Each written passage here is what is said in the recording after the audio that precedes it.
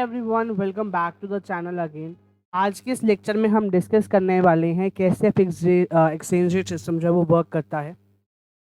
तो चलिए शुरू करते हैं। It can be set at higher level then the equilibrium exchange. और यहाँ पे जो होता है ना, इक्विलिब्रियम एक्सचेंज रेट से या तो हायर लेवल पे सेट किया जाता है या जो लोअर रेट पे सेट किया जाता है। तो सबसे पहले हम डिस्कस करते हैं कि अगर यहाँ पे हायर रेट पे सेट किया जाता है देन द इक्विलिब्रियम रेट, तो क्या होएगा किस चीज़ को, एक्सचेंज रेट को। यहाँ पे देखो, नॉर्मली जो एक्सचेंज रेट था वो क्या था, ये हमारी थी डिमांड कर्व, ये थी हमारी सप्लाई कर्व। ठीक है। ठीक है। अब इसमें क्या हुआ, यहाँ पर जो एक्सचेंज रेट आया, ठीक है, ये वाला।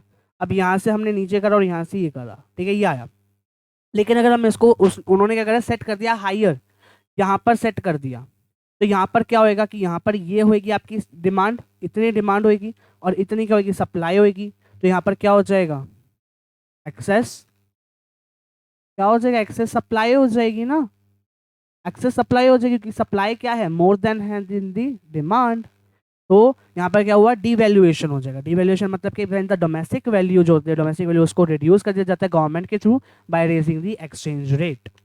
ठीक है। इम्प्लीकेशंस क्या है डिवैल्यूएशन की, कि यहाँ पे क्या हो जाता है, एक्सेस सप्लाई हो जाता है जिसके कारण एक्सचेंज रेट फॉल हो जाएगा और गवर्नमेंट जो है वो फॉरेन करेंसीज को परचेज कर लेगी ताकि वो एक्सेस सप्लाई को क्या कर सके, एब्जॉर्ब कर सके।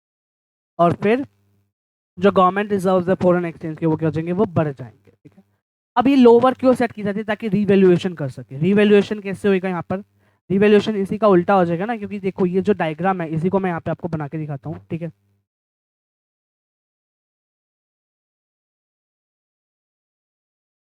अब क्या है,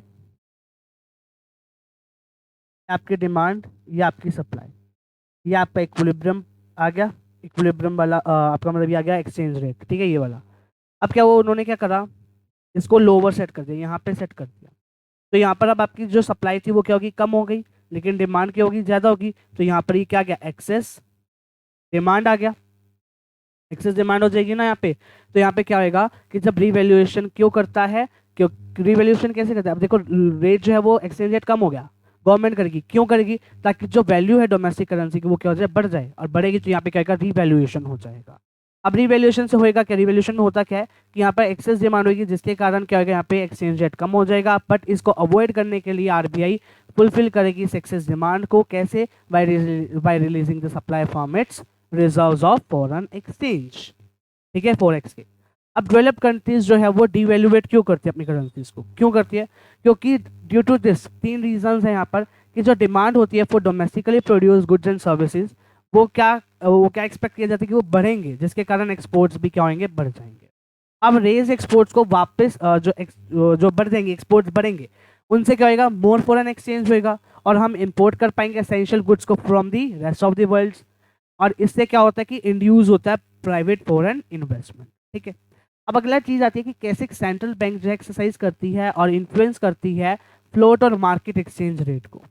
सेंट्रल बैंक जो है वो मेंटेन करती है रिजर्व्स को फॉरेन एक्सचेंज के अपने साथ में। ठीक है। जब हमने मनी एंड बैंकिंग किया तो हमने पढ़ा था कि यहाँ पे जो फॉरेन आरबीआई होता है उसको वो क्या रखता है, फॉरेन एक्सचेंज कुछ रिजर्व्स रखता है अपने पास। ठीक है ना। तो वैसे ही यहाँ पर होता है, सेंट्रल बैंक जो है वो मैनेज करता है फ्लोट को by the sale and the purchase of this foreign exchange in the international money market. जो सेंट्रल बैंक है वो इस सेल और परचेज को मेंटेन करता है फॉरेन एक्सचेंज की इन द इंटरनेशनल मनी मार्केट के अंदर। जब उसको लोअर करना होता है तो वो सेल कर देता है और जब उसको रेज करना होता है तो वो बाय कर लेता है। ठीक है। इस अब सेल करने से करके यहाँ पे फॉल जो एक्सचेंज रेट है वो किस जगह फॉल हो जाएगा, जिसके कारण सप्लाई ऑफ मनी जो फॉरेन करेंसी वो किस जाएगी, बढ़ जाएगी। और इसका उल्टा किस में हो जाएगा, जब उसको रेज करना है एक्सचेंज रेट को तो वो बाय करेगा, तो यहाँ पे शॉर्टेज हो जाएगी, शॉर्टेज होने से क्या हो जाएगी, एक्सचेंज रेट बढ़ जाएगा। ठीक है। अगली क्लास में हम डिस्कस करेंगे foreign exchange rate, foreign exchange market. तो मिलते हैं आपसे नेक्स्ट सेशन, तब तक के लिए bye bye. Thanks for watching this video everybody.